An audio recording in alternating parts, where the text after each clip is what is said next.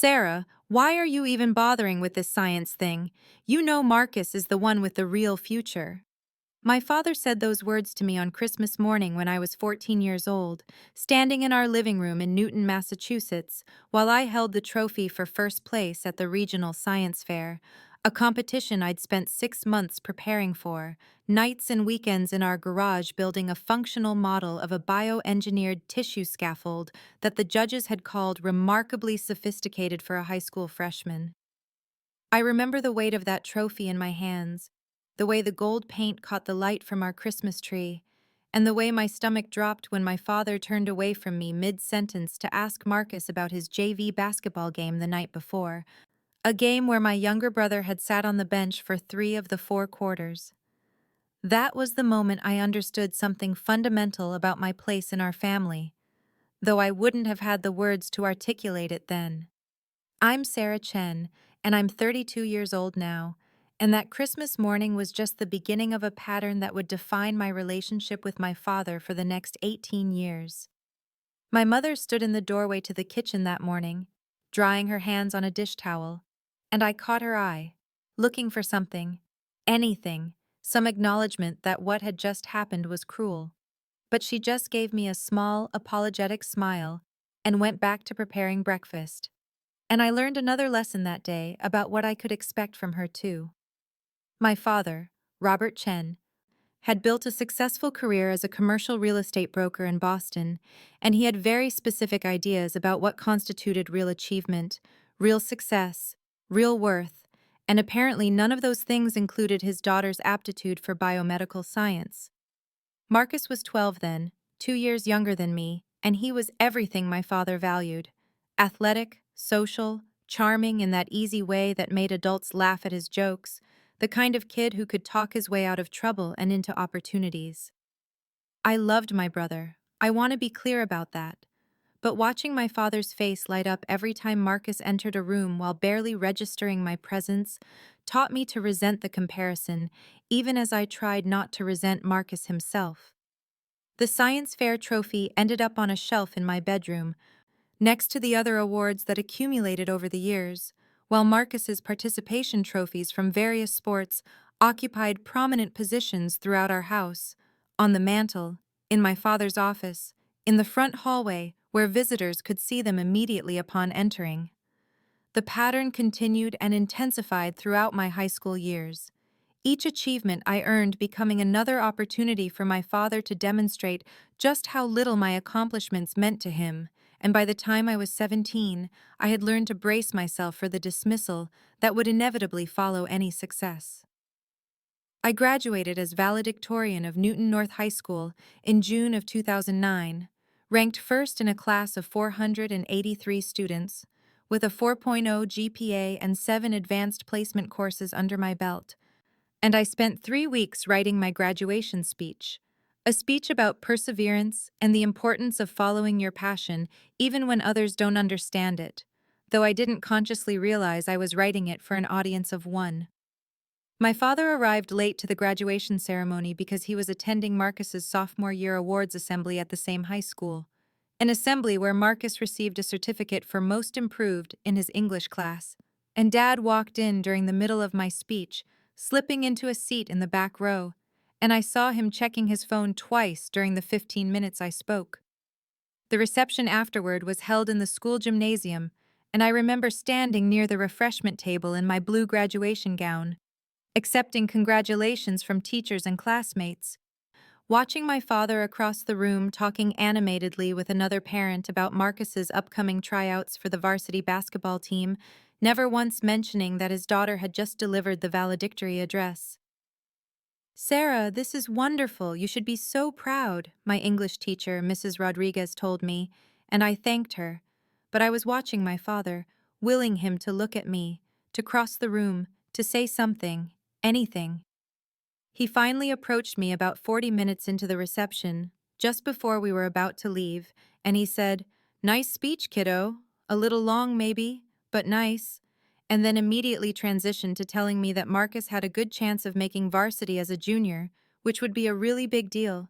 And did I know that only 15% of juniors made varsity basketball at Newton North?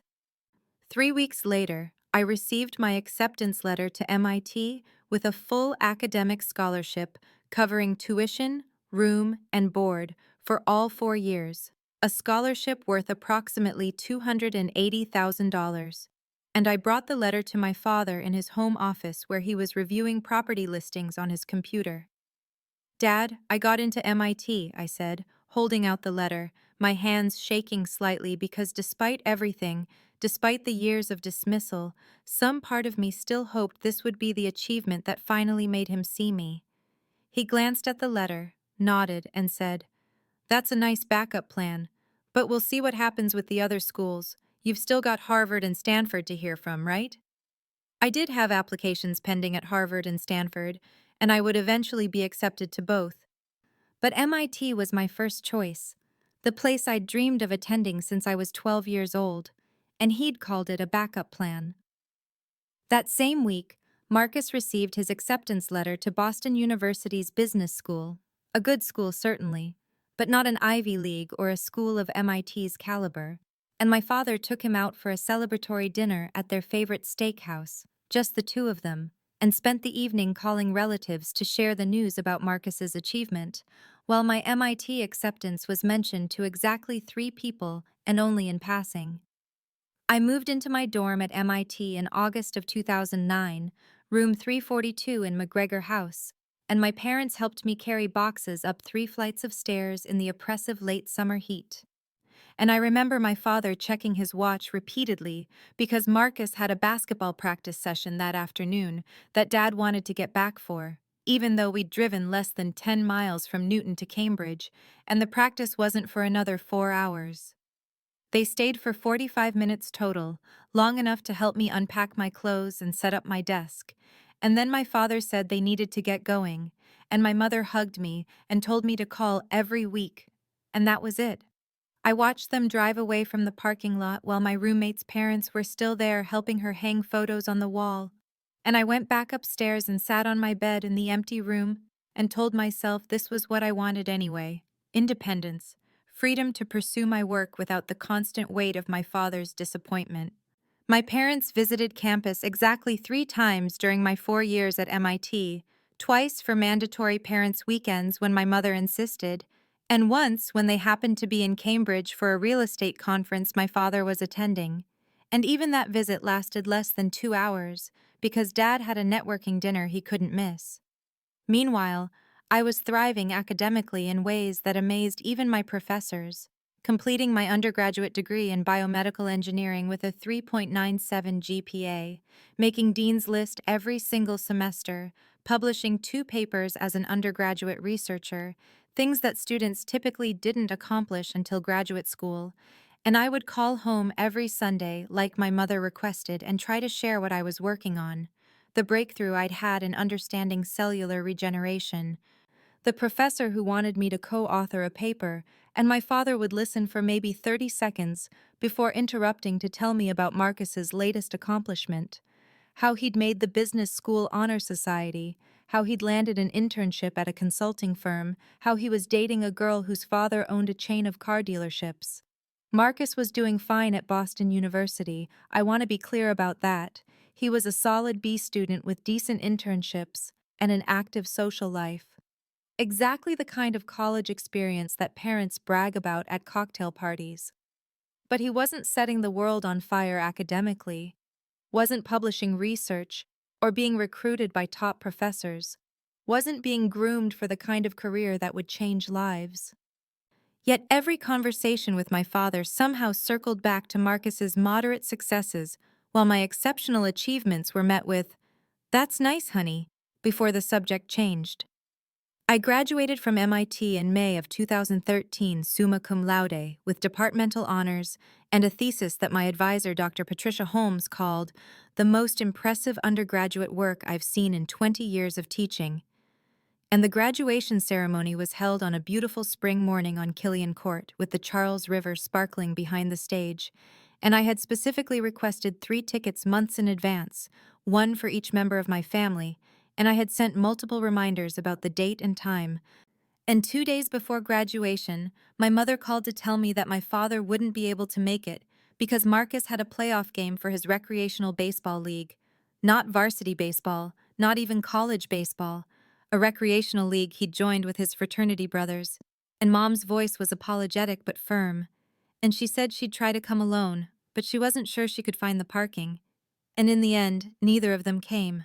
And I walked across that stage and received my diploma and heard the announcer say, Sarah Chen, summa cum laude, departmental honors in biomedical engineering, to a crowd where no one was there for me specifically. And afterward, I went back to my dorm room, and I didn't cry because I'd learned by then that crying didn't change anything. Dr. Bakesel. Patricia Holmes found me that evening, sitting alone in the lab where I'd spent so many late nights, and she asked me where my family was. And when I explained, she looked at me with something like fury mixed with compassion and said, Sarah, I need you to hear this. You are the most talented student I have ever taught. You have a gift that could genuinely change medicine. And if your family can't see that, then they're blind. But don't you dare let their blindness dim your light. And those words meant more to me than any diploma, because someone finally saw me, really saw me, and she asked me right then if I'd considered staying for my PhD, and I said I'd been thinking about it, and she said, Don't think, do it. I want you in my lab. I'm working on regenerative medicine applications that need someone with exactly your skills. And that conversation changed the trajectory of my life, though I didn't fully understand it yet.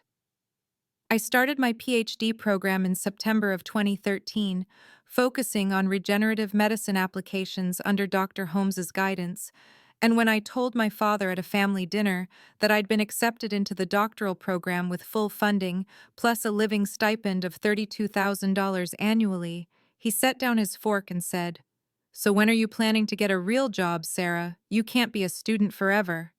And I tried to explain that this was a real job, that I was conducting research that could help people, that PhD students were actually working researchers who happened to also be earning a degree.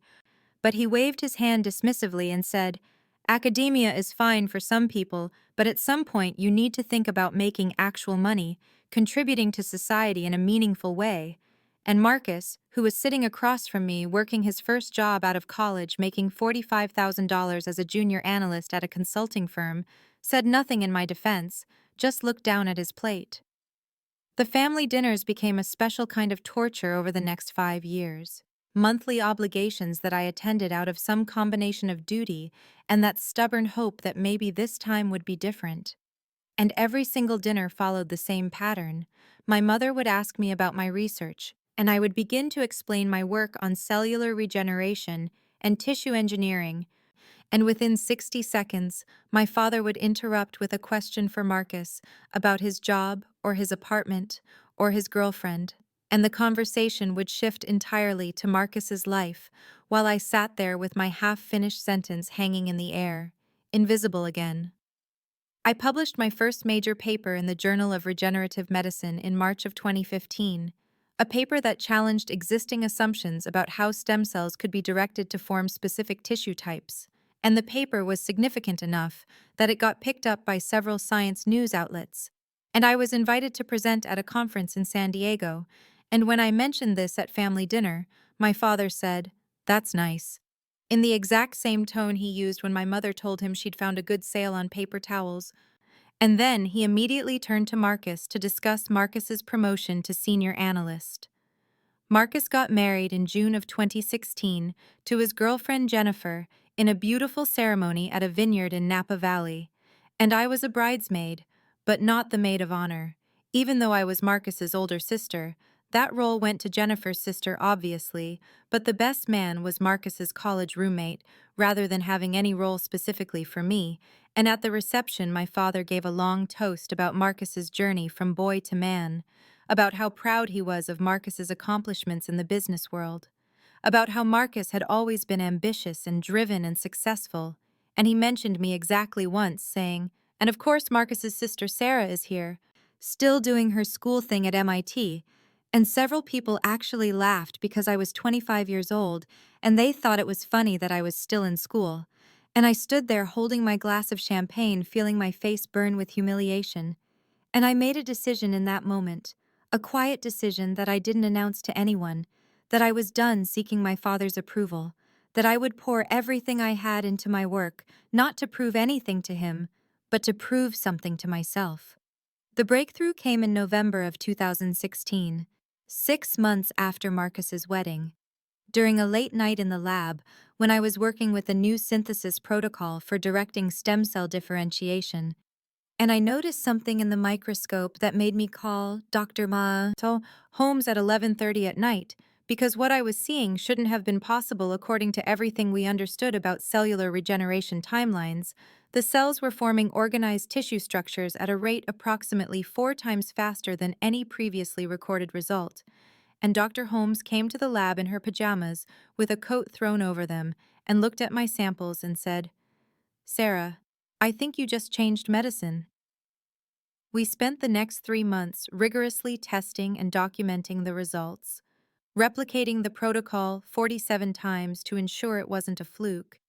And by February of 2017, we filed a patent application for a novel method of accelerated tissue regeneration, with applications for wound healing, organ repair, and surgical recovery. Patent number US 103928447B2. And I remember the day we submitted the application because I went to family dinner that evening, and my father asked me what I'd been working on, and I said, I filed a patent for a breakthrough in tissue regeneration that could help millions of people recover from injuries and surgeries faster. And he said, "That's nice. Patents are tricky, though. Most of them never make any money." And then he spent 20 minutes talking about how Marcus had been assigned to a big client account. The patent attorney we worked with, a sharp woman named Rebecca Stein, who specialized in biotech intellectual property, told me during one of our meetings that the patent had significant commercial potential, that venture capital firms would be very interested in funding a company built around this technology. And she asked if I'd ever considered leaving academia to start a business, and I told her I'd always assumed I'd stay in research, that business wasn't really my world, and she looked at me and said, "Dr. Chen, you've just invented something that could generate hundreds of millions of dollars in value and help countless patients. Don't let someone else build that company. Don't let someone else get rich off your brilliance while you stay in a lab making a professor's salary." And something about the way she said it resonated with that decision I'd made at Marcus's wedding, that decision to stop seeking approval and start building something undeniable. I started having quiet conversations with venture capital firms in the spring of 2017, meetings in coffee shops and their offices in Boston and Cambridge. And I would go to these meetings directly after family dinners where my father had ignored my work, and the contrast was staggering. At dinner, I was invisible, but in these VC meetings, I was treated like what I actually was, a scientist who had created something valuable and rare. And by August of 2017, I had a term sheet from Apex Ventures for $8 million in Series A funding to start a company that would develop and commercialize my tissue regeneration technology, and I accepted the deal and founded Quick Heal Biotech, incorporated in September of 2017, and I deliberately told my parents almost nothing about it, because I knew exactly what would happen. My father would find some way to minimize it or compare it unfavorably to whatever Marcus was doing, and I was done giving him opportunities to make me feel small. I told them I was doing some consulting work in addition to my research, which was technically true since I'd taken a leave of absence from MIT to focus on the company full-time, and my father said, "Good, finally making some real money," assuming I was billing a few $1,000s here and there, having no concept that I'd just secured $8 million in funding and was building something substantial. Quick Heal Biotech grew faster than even our most optimistic projections, and by January of 2019, we had secured contracts with 17 hospitals and medical centers to pilot our regenerative therapy protocols. We'd hired 214 employees, including some of the best researchers and medical professionals in the field, and our quarterly revenue had reached $43 million.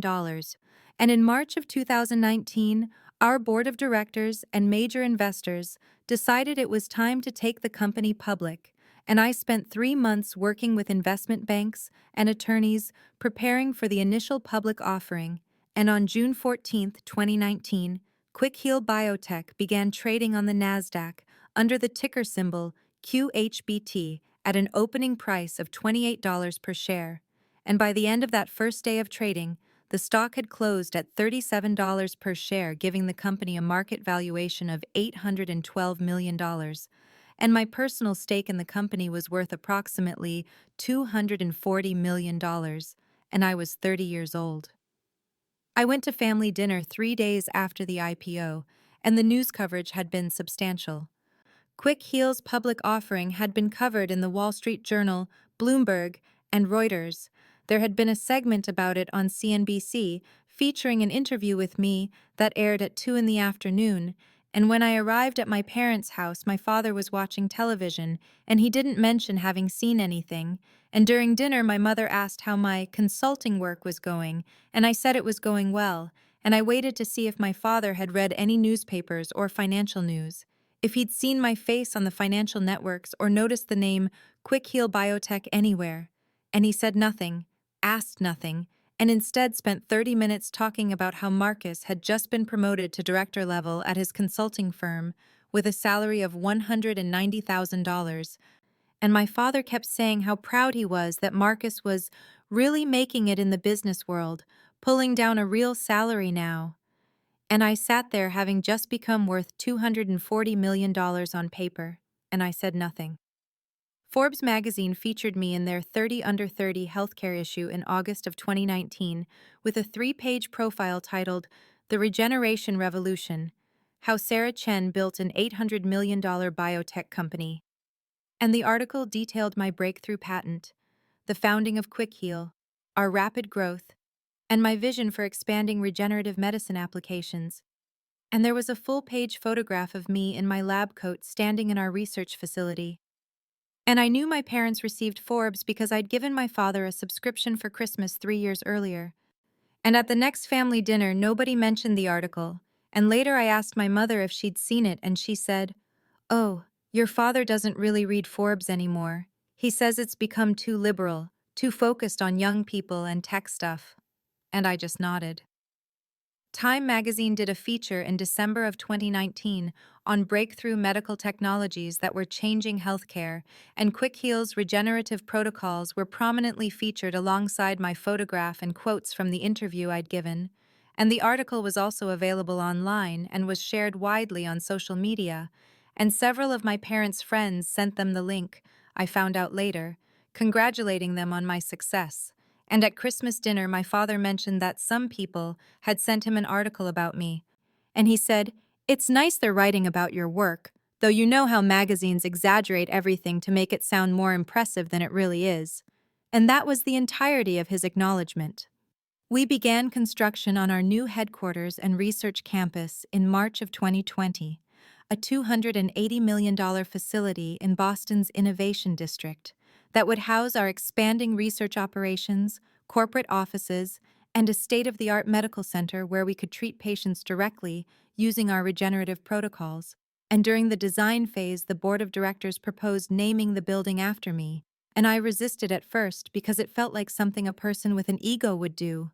But our chief operating officer, a thoughtful man named James Whitmore, who'd worked at 3 Fortune 500 companies, told me, "Sarah, you invented the technology that this entire company is built on. You took the risk of leaving academia to build this. You've led us through every stage of growth. Your name on this building isn't ego, it's accurate attribution. It's history recording who actually did this." And I thought about all those years of being invisible, of having my achievements dismissed or ignored, of watching lesser accomplishments celebrated while mine were treated as irrelevant, and I said yes. And in November of 2020, the construction was completed, and the building was officially designated as the Dr. Sarah Chen Research Center, and my name was there in steel letters 6 feet tall on the front of the building, and I stood looking at it the day before the dedication ceremony, and I felt something I'd never quite felt before. A quiet sense of permanent proof that I had done something undeniable, something that couldn't be waved away or minimized or ignored, something literally built into the landscape. The building dedication ceremony was scheduled for November 19, 2020, a Thursday afternoon at 2 o'clock, And I had deliberately not invited my parents or Marcus because I knew exactly how it would go. My father would find some reason why he couldn't attend, or he'd show up and spend the whole time talking about how buildings were named after people all the time, and it wasn't that big a deal, and I didn't want his dismissiveness contaminating what should have been a moment of pure professional pride. And the ceremony was planned with the mayor of Boston attending, 3 state representatives, the deans of 2 medical schools, our entire board of directors, major investors, and about 300 employees and their families. And I'd written a speech about the future of regenerative medicine and the importance of taking scientific risks. Marcus's consulting firm had been struggling for the past year, something I'd pieced together from carefully neutral comments my mother made during our occasional phone calls. And in September of 2020, I'd heard from a mutual acquaintance that Marcus had filed for personal bankruptcy after a business investment went catastrophically wrong. He'd guaranteed a loan for a friend's startup that collapsed, and he'd been left holding $600,000 in debt. And my parents had apparently taken out a second mortgage on their house to help him with some of it.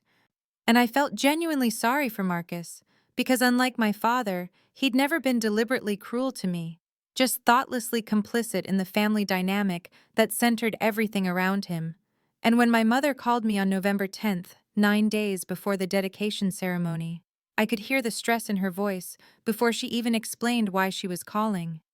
She asked if we could have a family dinner soon. She said it had been too long since we'd all been together, which was true because I'd been avoiding family gatherings with increasing frequency over the past year, finding urgent work obligations and research deadlines whenever invitations came. And I could hear in her voice that this wasn't just about reconnecting. There was something she needed, probably something related to Marcus's situation. And part of me wanted to say I was too busy, but another part of me, the part that still remembered being a little girl who loved her mother and wanted her approval, said yes. And we scheduled dinner for November 21st, 2 days after my dedication ceremony, and I felt that familiar steel resolve building in me, that sense that I was going to show up and be polite and not mention anything about my success, because bringing it up would just give my father another opportunity to minimize it or change the subject.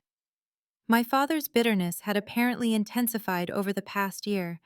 According to my mother's careful comments, he'd been forced into early retirement from his sales management position in August due to company downsizing. And he spent his days watching financial news channels and complaining about the economy and how young people today didn't understand real work. And the irony of this wasn't lost on me, that he was bitter about his career ending while I was literally building a medical empire he knew nothing about. And I wondered sometimes if he'd somehow sensed that I'd become successful, and his dismissiveness was a defense mechanism. But I knew that was giving him too much credit. The simpler truth was that he'd never been interested enough to look. November 19th, 2020. Arrived cold and clear. One of those late autumn Boston mornings where the sun looks bright but provides no warmth. And I woke at 5:30 in my apartment overlooking the Charles River. And I lay there for a few minutes thinking about the dedication ceremony scheduled for 2 o'clock that afternoon. And I felt proud and anxious in equal measure. Proud because this building represented everything I'd worked for. Anxious because even without my family there, I kept imagining my father's voice in my head dismissing it somehow. And I got up and went for a run along the river trying to clear my mind.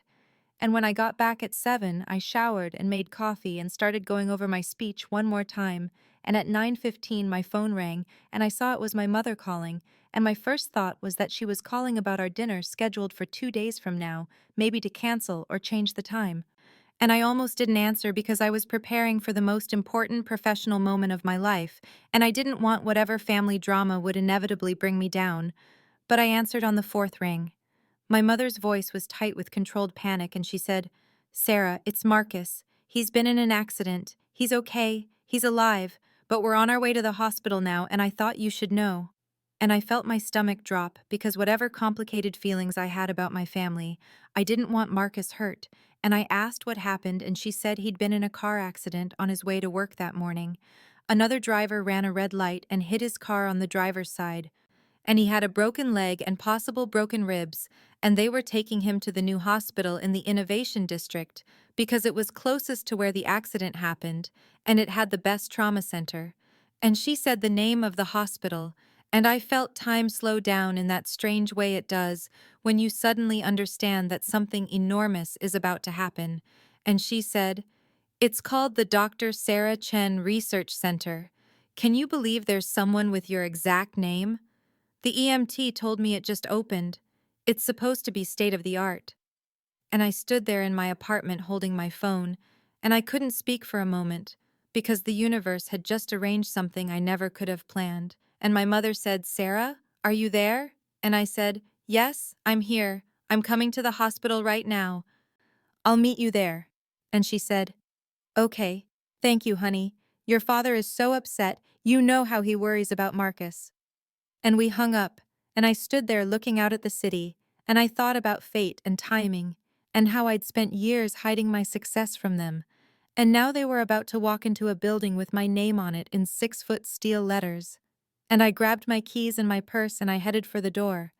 And I was shaking slightly as I got in my car, not from fear, but from the sudden understanding that the confrontation I'd been both dreading and unconsciously wanting for years was about to happen in the next hour. And I drove through the morning traffic toward the Dr. Sarah Chen Research Center, where my parents would be arriving any minute, and I thought about my father's face when he saw my name on that building.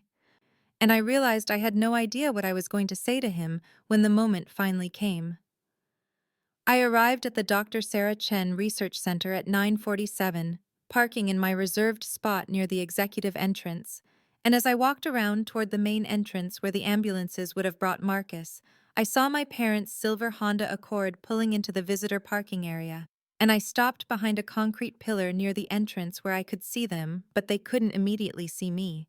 And I watched my father get out of the driver's side, moving stiffly the way he did now that he was 63, and his back bothered him. And my mother got out looking small and worried in her navy blue cardigan that I'd seen her wear 100 times.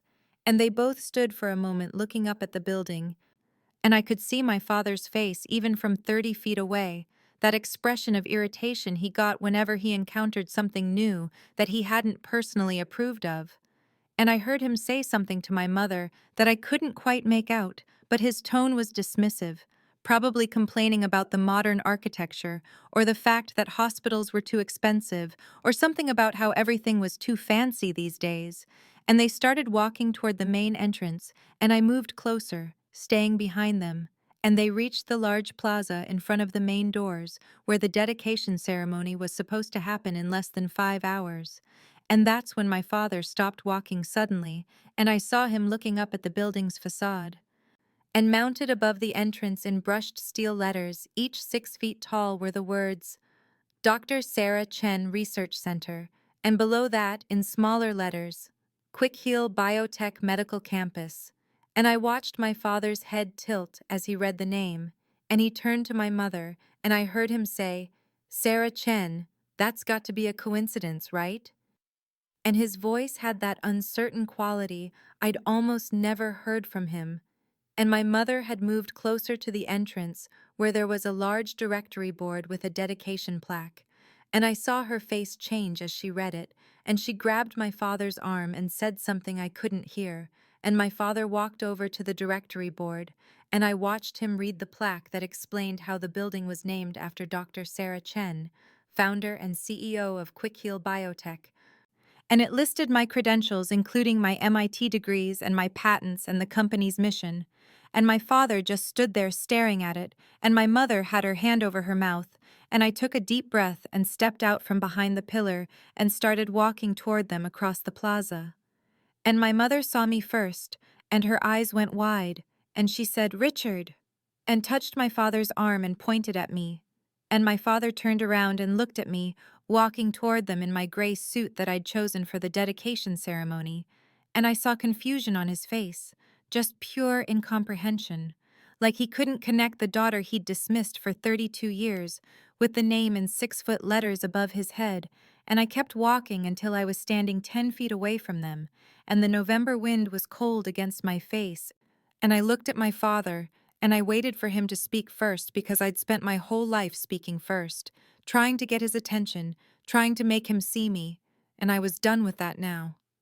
My father looked at me standing there across the plaza, and his face was a mixture of confusion and something else I couldn't quite identify, maybe irritation that I'd appeared at this moment when he was trying to process something that didn't make sense to him. And he said, "Sarah, what are you doing here?" And his tone was the same one he'd used my whole life when I showed up somewhere unexpected, like I was intruding on something that wasn't my business. And I took 3 steps closer to them, and I looked directly at him and I said, "This is my building, Dad." And I kept my voice level and calm, even though my heart was pounding so hard I could feel it in my throat. And my father's face went through another transformation, his eyebrows pulling together in that expression of dismissive skepticism I knew so well, and he said, "What do you mean you're building? Do you work here?" And I could see him trying to fit me into some explanation that made sense to him, probably imagining I had some administrative job, or maybe worked in the research labs as a technician, and my mother was just staring at me with her hand still over her mouth and tears starting to run down her face, and I said, "I don't work here, Dad. I own this building. I own the company that built it. Quick Heal Biotech is my company. I'm the founder and CEO. This research center is named after me because I built it." And I watched those words hit him like physical blows, each one landing and not quite being absorbed, and he shook his head slightly and said, "That's not possible. You're a researcher. You work in a lab somewhere. You never said anything about a company." And his voice had gotten quieter, and the certainty was draining out of it. And before I could respond, a security guard came out through the main entrance, a young man named James, who I'd personally hired 3 months ago, and he saw me, and his face lit up with recognition, and he said, "Dr. Chen, good morning. We weren't expecting you until this afternoon for the ceremony. Is everything all right?" And he said it with such natural deference and warmth that there was no mistaking the relationship, no way to pretend I was just some employee, and my father turned to look at the security guard and then back at me. And I said, "Everything's fine, James. My brother was brought here this morning after an accident. I'm here to check on him." And James's expression shifted to concern, and he said, "I'm so sorry to hear that, Dr. Chen. Please let me know if there's anything you need. And congratulations again on the dedication today. The whole staff is so excited." And he nodded respectfully and went back to his post by the door. And there was a long silence on the plaza, with the cold November wind blowing around us, and the sound of traffic from the street, and somewhere a siren in the distance. And my father was looking at me like he'd never seen me before. And I realized that in a very real sense, he hadn't. He'd never actually looked at me and seen who I was, and my mother stepped forward and she said, "Sarah, honey, I don't understand. When did all this happen?" And her voice was thick with tears and confusion, and something that might have been pride or might have been guilt. And I was about to answer when the main doors opened again, and this time it was Dr. Patricia Rodriguez, the hospital administrator. And when she saw me, her whole face transformed with surprised delight. Dr. Patricia Rodriguez came through the main doors, and when she saw me standing there in the plaza, her expression shifted from professional composure to genuine warmth, and she said, "Dr. Chen, what a wonderful surprise. We weren't expecting you until the dedication ceremony this afternoon." And she walked toward me with her hand extended, and she was smiling in that way that made it clear this wasn't a subordinate greeting a boss, but a colleague greeting someone she deeply respected. And my father was standing there watching this interaction, and I could see him trying to process it, trying to fit it into some framework that made sense. And I shook Dr. Rodriguez's hand, and I said, "Patricia, my brother was brought in this morning after an accident. I came to check on him." And her face immediately shifted to concern, and she said, "Of course, let me look that up for you right away." And she pulled out her phone and tapped at it for a moment, and then she said, "Marcus Chen, yes, he's in the acute care wing, 2nd floor. He's stable and doing well. It looks like a concussion and some lacerations, but nothing serious. He's very fortunate." And then she looked up at my parents and back at me, and I said, "These are my parents, Richard and Linda Chen." And Dr. Rodriguez's expression transformed again into warm recognition, and she said, Mr. and Mrs. Chen, it's such an honor to meet you. You must be so incredibly proud of your daughter. What she's built here is going to change the face of regenerative medicine. We're already seeing patient outcomes that we couldn't have imagined 5 years ago. And she said it with such genuine enthusiasm and admiration that there was no possible way to misunderstand. And my mother made a small sound that might have been a sob, and my father just stood there with his mouth slightly open. And Dr. Rodriguez continued. The tissue regeneration protocols that Dr. Chen developed are being used in 17 countries now, and the research wing she funded here is attracting the best minds in biomedical engineering. We've had researchers from Johns Hopkins and Stanford and the Mayo Clinic applying to work here. And she was saying all of this naturally, not like she was trying to impress anyone, but just stating facts that were obvious to her. And I saw my father's face go through another series of changes, the color draining from it, and then flushing back, and Dr. Rodriguez said, Dr. Chen, would you like me to escort your family up to see your brother? I can make sure you have privacy and anything else you need. And I said, Thank you, Patricia. That would be helpful. And she smiled and gestured toward the entrance. And as we all started walking toward the doors, I saw my father stumble slightly, and my mother grabbed his arm to steady him.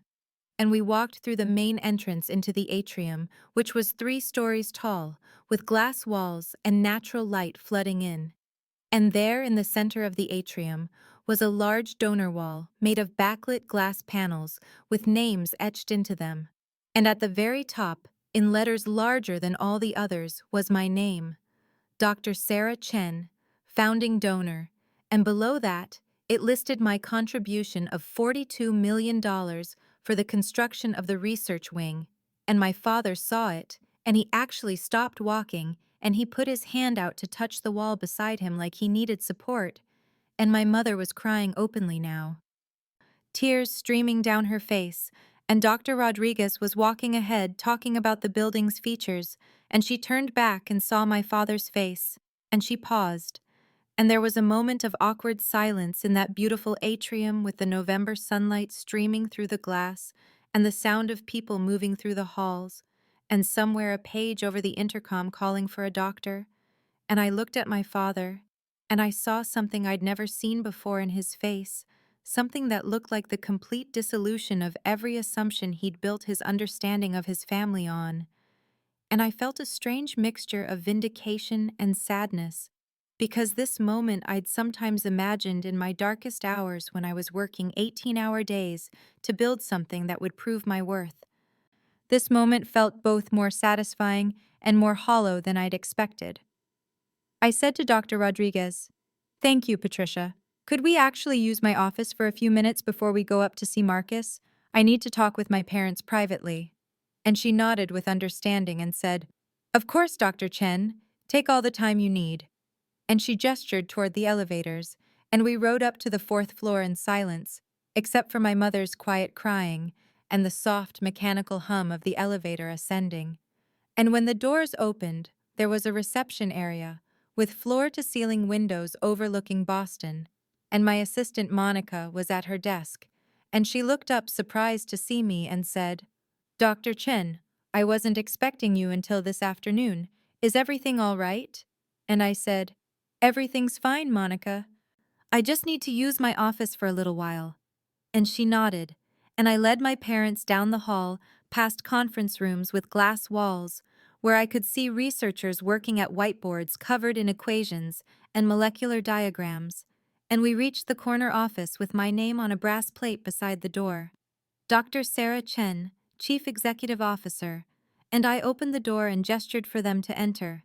And the office was large with windows on 2 walls, and bookshelves filled with medical journals and patents framed on the walls, and my diplomas from MIT, and my desk, made of dark wood with my computer, and photographs of me receiving awards and speaking at conferences.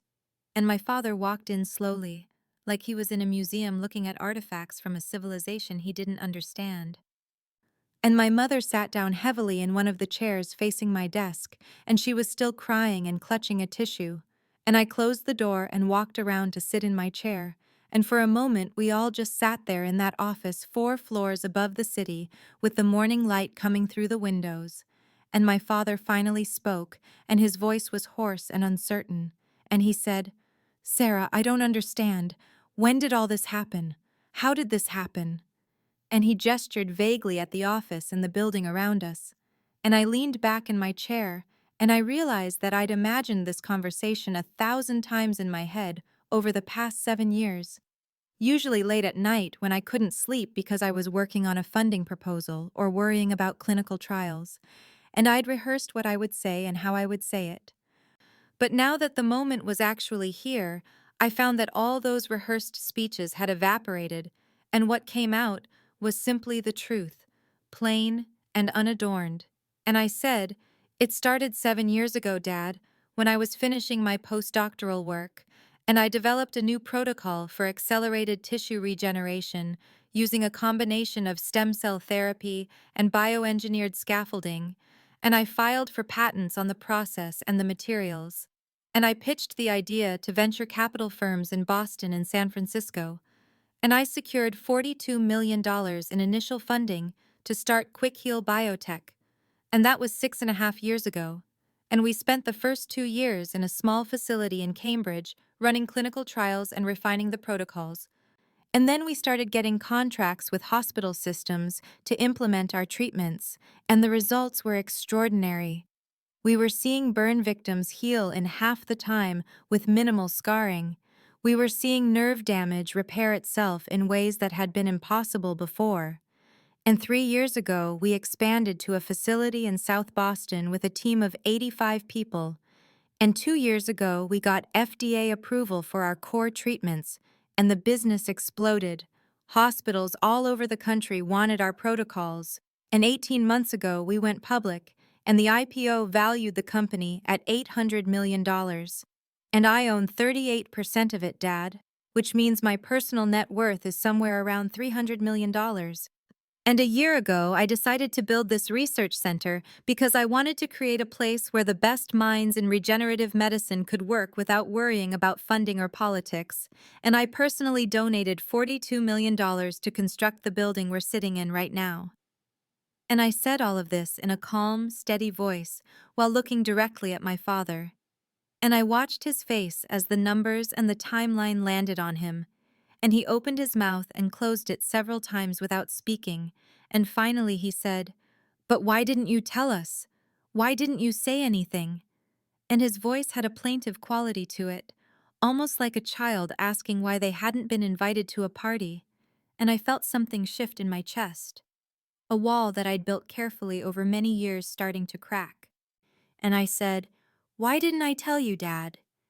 And I let the question hang in the air for a moment, and then I said, "Do you really want to know the answer to that?"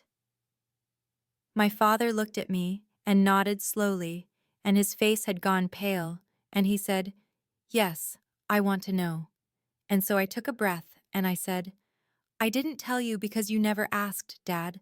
Not once in 7 years did you ask me about my research or my work or what I was doing with my life beyond the most superficial pleasantries. And more than that, every single time I tried to share something with you, you shut me down." And I opened my desk drawer and pulled out a small notebook that I'd kept over the years, a record I'd started maintaining almost unconsciously at first and then more deliberately, and I opened it and I said, "Do you want to hear the list, Dad?"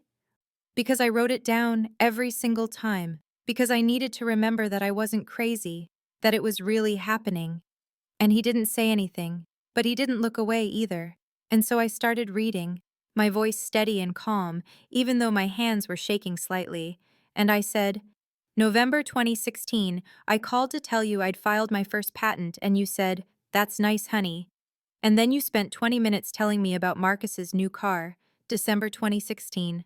I sent you the article about my research that was published in the Journal of Regenerative Medicine, and you never mentioned it, not once. January 2017, I told you I was starting a company and you said, 'Well, don't quit your day job.' April 2017, I invited you to the opening of our first facility, and you said you were too busy, but that same week you drove 6 hours to watch Marcus play in a recreational softball league, September 2017. I tried to tell you about our first successful clinical trial, and you interrupted me to ask if I was seeing anyone, because you were worried I was too focused on work. March 2018. Marcus asked me for a loan of $50,000 for his business, and I gave it to him. And when I mentioned it to you, you said I was being foolish with my money, and that I should save for retirement. July 2018. I was featured in Boston Magazine's Innovators Under 40, and I sent you the article, and you never acknowledged it. December 2018. At Christmas dinner, you spent the entire meal talking about Marcus's business ideas while I sat there silently. And when I tried to mention that we'd just secured a $15 million hospital contract, you changed the subject to ask if I'd gained weight. And I kept reading, incident after incident, each one small by itself, but together forming a pattern so clear and so brutal that there was no way to deny it. And I watched my father's face as I read, and I saw him flinch with each item, and my mother was crying harder now, and she said, "Oh, Sarah, oh, sweetheart, I'm so sorry." And I looked at her, and I said, "Mom, you were there for every single one of these, and you never said anything. You never once told him to stop or told him he was being cruel. You just let it happen." And she nodded and covered her face with her hands, and her shoulders were shaking, and I looked back at my father and I said, "So when you ask why I didn't tell you, Dad, the answer is because you made it absolutely clear over the course of my entire life that nothing I did would ever be good enough, that nothing I achieved would ever matter as much as anything Marcus did, and at a certain point, I realized that I was never going to get your approval no matter what I accomplished, and so I stopped trying." And my father's face crumpled and he said, "Sarah, I never meant—" But I held up my hand and I said, "I don't want to hear that you didn't mean it, Dad, because intent doesn't matter when the impact is this damaging. You broke something in me that took me years to repair, and I had to learn to value myself without your validation, because your validation was never coming." And the office was very quiet except for my mother's crying and the distant sound of the hospital around us. And my father sat there with tears running down his face, and he looked older than I'd ever seen him look. And finally, he said in a whisper, "You're right. God help me. You're right about all of it, and I have no excuse." We sat in that office for what felt like a long time, but was probably only a few minutes. And the weight of everything that had been said hung in the air between us. And finally I stood up and I said, "We should go see Marcus. He's probably wondering where everyone is." And my mother nodded and wiped her face with a fresh tissue from the box on my desk. And my father stood up slowly, like his joints hurt, and he looked at me and said, "Sarah, can we talk more after we see your brother? I need to say more. I need to explain." And I said, "Dad, there's nothing to explain. You've heard what I needed to say. And now we need to focus on Marcus." And we left my office and walked back to the elevators and rode up to the 7th floor where the patient rooms were. And the nurse at the station looked up and smiled when she saw me and said, "Dr. Chen, your brother is in room 714. He's doing very well. The concussion is mild and we're just keeping him for observation." And I thanked her, and we walked down the hall to Marcus's room. And when we entered, I saw my brother sitting up in the hospital bed with a bandage on his forehead, and he was talking to a young resident who was checking his chart. And when Marcus saw me, his face lit up in a way I hadn't seen in years, and he said, "Sarah, oh my God, Sarah, I just found out," the nurses told me. "They told me this is your building, your research center. Why didn't you tell me?" And I walked over to his bedside and I said, "Hey Marcus, how are you feeling?" And he grabbed my hand and he said, "Forget how I'm feeling, Sarah. This is incredible. I had no idea. I mean, I knew you were doing research, but I didn't know you'd built an entire company, an entire building." And his voice had genuine awe in it, and also something else, something that might have been shame. And I squeezed his hand and I said, "It's okay. It happened gradually, and I didn't exactly advertise it." And he shook his head and he said, "No, it's not okay, Sarah. I should have paid attention. I should have asked you about your work. I was so wrapped up in my own stuff and my own problems that I never really listened when you talked about what you were doing." And he looked over at our parents standing near the door and he said, "Dad, did you know about all this?" And our father shook his head mutely, and Marcus looked back at me and he said, "Sarah, I'm sorry. I'm really sorry. I think I knew on some level that Dad treated you differently, that he was always comparing us, and you were always the one who came out worse in the comparison. And I should have said something. I should have stood up for you. But it was easier to just accept the praise and not rock the boat." And I felt my throat tighten because I hadn't expected this from Marcus.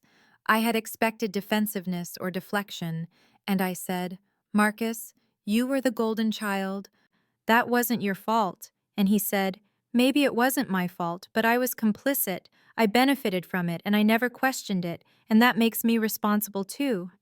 And he looked at our father again, and he said, "Dad, you need to understand what you did. You need to really understand it. Because Sarah is extraordinary, and she always has been, and you made her feel like she wasn't." 6 months later, I stood backstage at the International Symposium on Regenerative Medicine in Chicago, and I could hear the murmur of the crowd in the auditorium beyond the curtain, more than 2,000 physicians and researchers and medical students who had come to hear the keynote address, and I was scheduled to speak in 5 minutes about the latest breakthrough our team had achieved in neural tissue regeneration. And I took a deep breath and smoothed down my jacket and checked my notes one final time, and then the conference coordinator came over and said, "Dr. Chen, we're ready for you whenever you are." And I nodded and walked toward the stage entrance. And just before I stepped out, I looked through the gap in the curtain and scanned the audience. And there, in the third row, I saw my father sitting next to my mother. And he was wearing a suit I'd never seen before, and he was leaning forward slightly in his seat, with an expression of intense attention on his face. And next to him, my mother caught my eye and gave me a small wave and a smile. And I felt something warm expand in my chest, because they had flown here from Seattle, they had bought tickets to this conference, and arranged their schedules and come here specifically to hear me speak. And this was the fourth event of mine my father had attended in the past 6 months. And each time I saw him in the audience, I felt that same small shock of recognition, that sense of unreality that this was actually happening, that he was actually showing up. And the relationship we were building now was nothing like the relationship we'd had before. It was slower and more careful and built on clearly stated boundaries and expectations, and there had been difficult conversations in those 6 months, moments when old patterns tried to resurface, and I'd had to firmly redirect them. And my father was trying, genuinely trying in a way that was sometimes clumsy but always sincere. And Marcus had recovered fully from his concussion and had moved to Boston and was working as a consultant for healthcare startups. And he and I had dinner every Thursday evening, and we were building something real between us, something we'd never quite had before. And my mother had started therapy to address her own patterns of enabling and avoidance, and she called me twice a week now just to talk, not to manage my father's feelings or to smooth over conflicts, but to actually connect with me. And I had learned in these months that forgiveness wasn't a single moment, but rather an ongoing choice, a daily decision to let the past be past while remaining vigilant about the present. And I had learned that I could love my family while also protecting myself, that these two things weren't mutually exclusive. And I thought about the building back in Boston with my name on it, the physical proof of everything I had achieved. And I thought about how I'd needed that proof once, how I'd needed that external validation carved in stone and steel. But standing here now, about to walk onto this stage, I realized that the building had become less important than I'd expected, that what mattered more was the knowledge I carried inside myself about my own worth, the unshakable certainty that I had built something meaningful and helped people and contributed something valuable to the world.